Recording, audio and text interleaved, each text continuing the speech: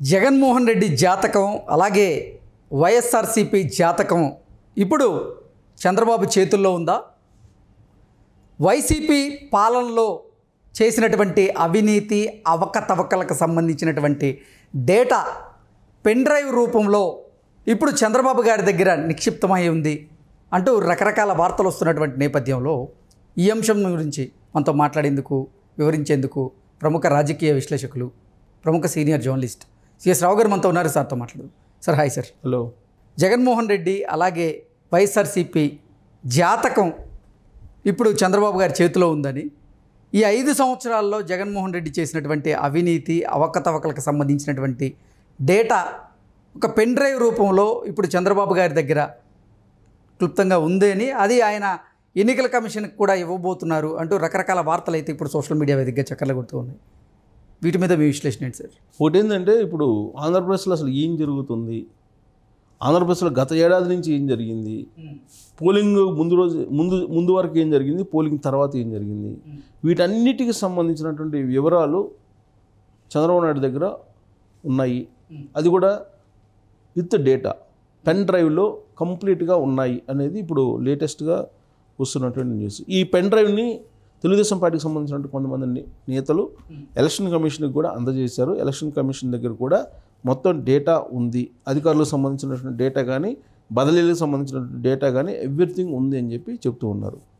సరే, అసలు ఇంత ఈ పెన్ డ్రైవ్లో ఎలాంటి డేటా ఉంది, ఆ డేటాని బేస్ చేసుకొని ఎలక్షన్ కమిషన్ ఏం చేస్తుంది, ఏం చేసే అవకాశం ఉంది అనే దాని మీద మనం విశ్లేషణ చేసుకుంటే కనుక, ఇప్పుడు మౌఖిక ఆదేశాలు జగన్మోహన్ రెడ్డి చేస్తున్నాడు. లండన్ వెళ్ళినప్పటికి కూడా జవహర్ రెడ్డి ఆ ఆదేశాలను యాజ్ యూజ్గా ఇంప్లిమెంట్ చేసేటువంటి ప్రయత్నం చేస్తూ ఉన్నాడు ఆయన.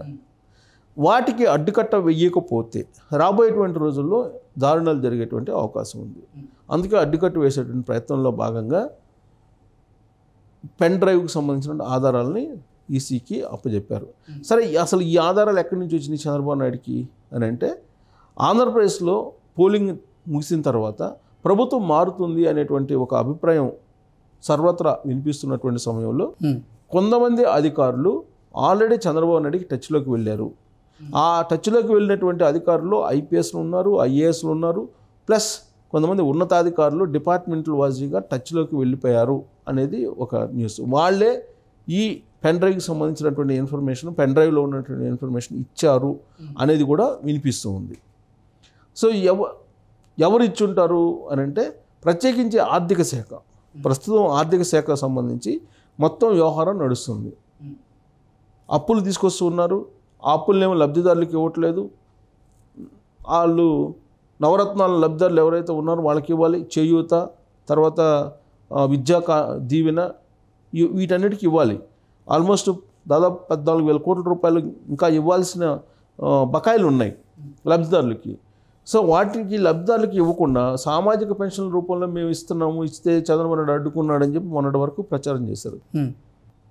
ప్రచారం చేస్తే అప్పుడు సామాజిక పెన్షన్లు ఇచ్చేటువంటి ప్రయత్నం చేశారంటే చీలా. ప్లస్ వాళ్ళు ఏం చేశారు, ఆ అమౌంట్ని కావాల్సినటువంటి కాంట్రాక్టులకి చెల్లించుకున్నారు. అది కూడా ఎవరికైతే కావాలనో వాళ్ళకి ఇచ్చుకునేలాగా జవహర్ రెడ్డి చేశారు అనేది. దానికి సంబంధించి కొన్ని పాత డేట్లు కూడా వేసిచ్చారు అని, పాత డేట్లు అంటే కోర్టు రాకముందు కొన్ని డేట్లు కూడా వేసి ఫైల్స్ మూవ్ చేశారు అనేటువంటి ఆరోపణలు కూడా బాగా ఉన్నాయి. అందుకే అసలు ఏం జరిగింది అనేది పెన్ డ్రైవ్ల్లో చీకటి జీవోలు కొన్ని బయటికి చెప్పనటువంటి జీవోలు కొన్ని ఉన్నాయి కదా, ఆ జీవోలకు సంబంధించి, అలాగే ఈ ఆర్థికపరమైనటువంటి లావాదేవీలకు సంబంధించినటువంటి అంశాలు, వీటన్నిటికి సంబంధించినటువంటి అంశాలు ఉన్నాయి. అలాగే ఎన్నికలకు ముందు ఐఏఎస్ని ఐపీఎస్ని ఏ ప్రాతిపదికన బదిలీలు చేశారు అనే దాని మీద కూడా ఒక లిస్టు ఉంది. అంటే ఎన్ని అవకతవకలు చేశారు వాళ్ళు అనే దాని మీద కూడా ప్రొజెక్ట్ చేయడానికి. ఇక పోలింగ్ ముగిసిన తర్వాత జరిగినటువంటి సంఘటనలు ఏవైతే ఉన్నాయో ఆ సంఘటనలకు సంబంధించి ఎక్కడెక్కడ ఏం జరిగింది,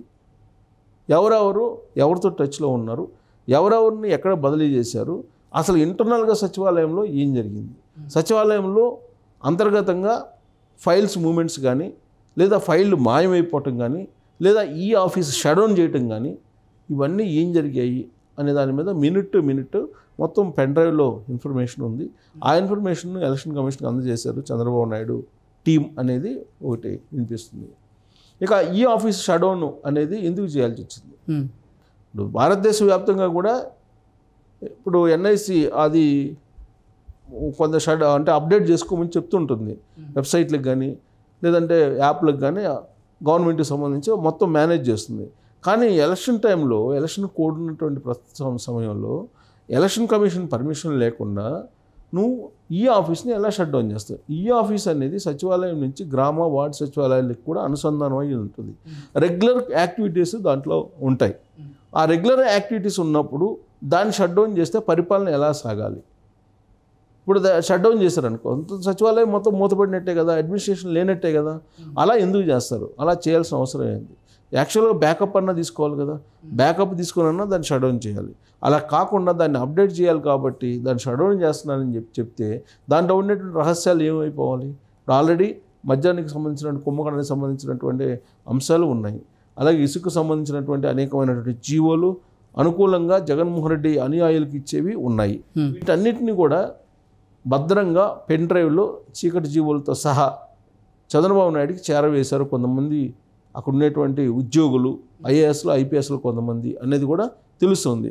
సో ఆ పెన్ డ్రైవ్లో జగన్మోహన్ రెడ్డి సీక్రెట్స్ అన్నీ కూడా ఉన్నాయి. ఆ సీక్రెట్స్ కనుక బయటకు వచ్చి ఆ సీక్రెట్స్ మీద కనుక విచారణ చేస్తే జగన్మోహన్ రెడ్డి ఆల్రెడీ ఉన్నటువంటి కేసులతో పాటు ఈ కేసులను కూడా ఫేస్ చేయాల్సి వస్తుంది. అప్పుడు సీన్ కట్ చేస్తే జగన్మోహన్ రెడ్డి జూన్ 4 తర్వాత జైలుకి వెళ్ళక తప్పనటువంటి సిచ్యువేషన్ ఏర్పడుతుంది అతనికి అనేది సర్వత్రా వినిపిస్తుంది. సో ఇప్పుడు జవహర్ రెడ్డి వ్యవహారం కానీ, జవహర్ రెడ్డి చేసినటువంటి ఈ కొన్ని అడ్మినిస్ట్రేషన్ సంబంధించి జగన్మోహన్ రెడ్డికి అనుకూలమైనటువంటి అంశాలు ఉన్నాయి కదా, అవి కూడా చంద్రబాబు నాయుడు దగ్గర ఉన్నాయి. వాటిని ఎంక్వైరీ చేసి జవహర్ రెడ్డిని కూడా శిక్షించేటువంటి అవకాశం ఉంది. జవహర్ రెడ్డికి సంబంధించి కూడా ఆయన మీద కూడా ఆల్రెడీ విచారణకి ఆదేశించేటువంటి అవకాశం ఉంది. అంటే ప్రభుత్వ పరంగా చర్యలు తీసుకునేటువంటి అవకాశం కూడా ఉంది అనేది కూడా తెలుస్తుంది. సో మొత్తం మీద ఆ పెన్ డ్రైవ్లో ఏముంది అనేది, అసలు పెన్ డ్రైవ్ ఎలా వెళ్ళింది? ఇప్పుడు ఆల్రెడీ వాళ్ళు చేస్తున్న ఆపరేషన్ ఏమో అసలు రహస్యాలు నియమించకుండా చేసేటువంటి ప్రయత్నం వాళ్ళు చేస్తున్నారు, జగన్మోహన్ రెడ్డికి సంబంధించిన team. At the same time Jaganmohan Reddy టీంకి తెలియకుండా ఆల్రెడీ బ్యాకప్ పెన్ డ్రైవ్లో చంద్రబాబు నాయుడికి ఇన్ఫర్మేషన్ ఇచ్చేస్తున్నారు. కాబట్టి ఇన్ఫర్మేషన్ డిలీట్ చేసినా కానీ దొంగలు అయితే దొరికిపోయేటువంటి అవకాశం ఉంది. శాఖాపరమైనటువంటి చర్యలు ఎవరెవరి మీద తీసుకోవాలో అనేది క్లారిటీ ఉంది. ఈవెన్ చీఫ్ సెక్రటరీ మీద కూడా శాఖాపరమైన చర్యలు తీసుకోవడానికి ఏమాత్రం ఈసారి చంద్రబాబు నాయుడు ముఖ్యమంత్రి అయిన తర్వాత వెనకాడరు అనేది ఒకటి వినిపిస్తుంది. అంటే అంత పెద్ద ఎత్తున తప్పులు జరిగాయి. ఆ తప్పులు ఏం జరిగాయి అనేది పెన్ డ్రైవ్లో నిక్షిప్తమై ఉన్నాయి. కాబట్టి దాన్ని ఓపెన్ చేస్తే జగన్మోహన్ రెడ్డి సీక్రెట్స్ అన్నీ కూడా బట్టబయలు అయ్యి మొత్తం విచారణ దిశగా వెళ్ళేటువంటి అవకాశం ఉంది అనేది ఇప్పుడు అందుతున్నటువంటి సమాచారం. ప్లస్ ఈసీ కూడా చాలా సీరియస్గా ఉంది. ఇది మొత్తం చూసిన తర్వాత అసలు ఎందుకు ఇంత ఇర్రెగ్యులారిటీస్ ఉన్నాయి, ఎన్నికల కోడ్ వచ్చిన తర్వాత కూడా ఇర్రెగ్యులారిటీస్ ఎందుకు జరుగుతున్నాయి అనే దాని మీద కూడా ఈసీ సీరియస్గా ఉందని చెప్పి తెలుస్తుంది. Okay sir, thank you so much. Thank you.